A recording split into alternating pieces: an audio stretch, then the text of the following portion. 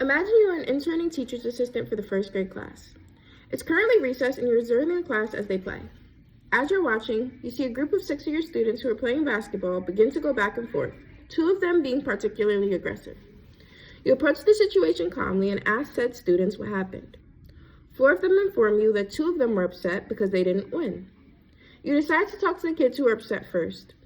They emotionally tell you that their team, which included one of the other 4 students, lost, stating that the other team cheated and didn't deserve to win. This sparks question within you on why these 2 were so upset, but the 3rd student was standing with the other 3 students and were okay. You decide to speak to the last teammate personally. During this conversation, you ask why they were okay with losing.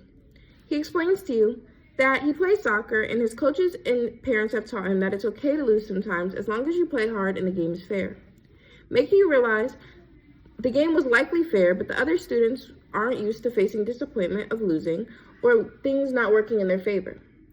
This sparks thought within you, and you speak with the other 2 students again, asking them have they ever played sports and lost.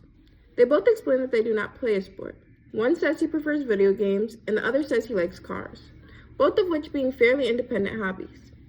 This ignited a realization within you that these 2 are also students who tend to be less compromising and willing to share in class, while their fellow team member doesn't struggle with this issue as often. After the conversation, you take the whole group together and find a resolution, making an understanding that it is okay to lose sometimes. Though the situation still weighs on your mind heavy on a deeper level. This exact situation is what brought me to my topic of choice.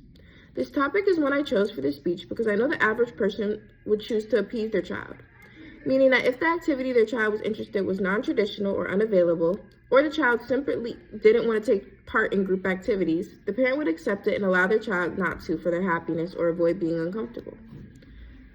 Though as someone who is not only a human development major, but more importantly has provided childcare in many different settings for many different ages, I've personally seen the benefits and changes within children who are enrolled in team sports, even if they begin uninterested in the program.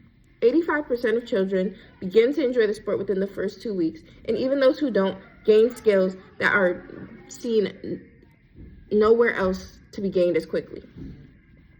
What I am trying to push through this speech is the cohesive belief that every child should be involved in a team sport or activity. Even if they are uninterested, it promotes positive social and emotional skills and healthy developmental outcomes in not only classroom environments, but also in their own personal endeavors. One of the most common and obvious benefits of team sports is teamwork. By being in a team sport, children are exposed to a diverse group of people with different personalities, backgrounds, and skill sets, and expected to figure out how to collaborate with each other to reach a common goal. By fostering this dynamic, kids learn to become adaptable, practice patience, and be persistent at the right times. These skills often begin to build positive character traits that translate to other settings such as school. In an article I read by the Janssen Sports Leadership Center, they also recognize that being in a team sport and working with teammates teaches a child important life skills such as respecting others, acting in unselfish ways, promoting thinking outside of themselves, and learning not to cut corners.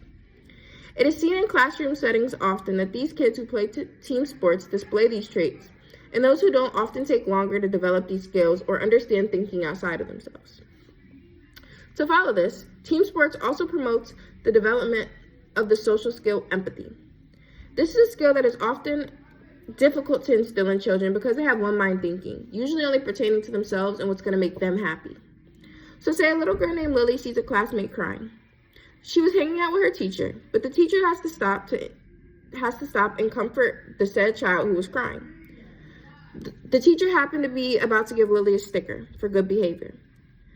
Lily is now upset and disregards the crying child because the teacher didn't give her a sticker at the moment she told her to, and she doesn't understand why. This is a common occurrence in children because they haven't learned empathy yet. Lily couldn't fathom not getting her own way because she didn't have any feeling towards her classmate crying, only worrying about her.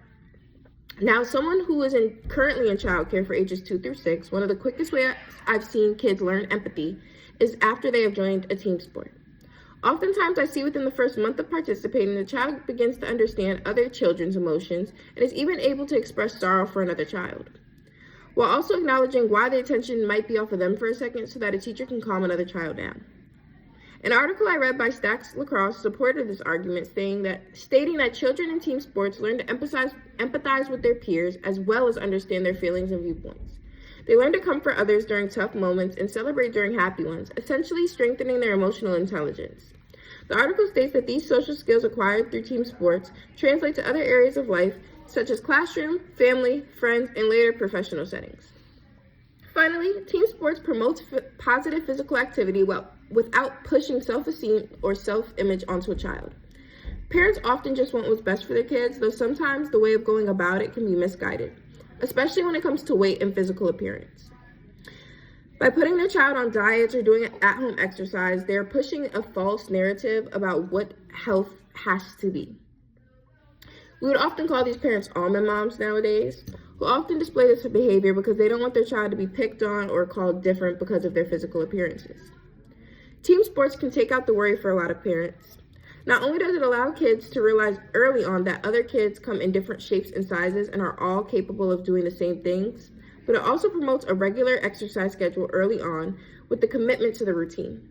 Kids look forward to going to their practices and games, allowing exercise to be fun rather than forceful while seeing other children do the same things. This instills a healthy relationship early on with exercise, even for kids who may be feeling uncomfortable due to their own shape or size. They usually conform and begin to love their sport because it's an inclusive environment where everybody plays with everyone, there is no cliques, and isolation is not allowed. These points are just the beginning of my belief that all parents should make their kids participate in a team sport. Through this speech, we've seen not only the social skills equipped, but also the emotional abilities like empathy and self-esteem. All these things that are essential to form a child's development, especially a positive one. We see that the efforts and skills acquired through team sports are not just limited to a child's athletic life, but also used in every other aspect of their life. Therefore, I believe that everyone should put their kid into a sport, or if they have a younger sibling, to push for your parents to put your younger sibling in one. The sooner these skills are attained, the earlier a child will thrive. Thank you for listening.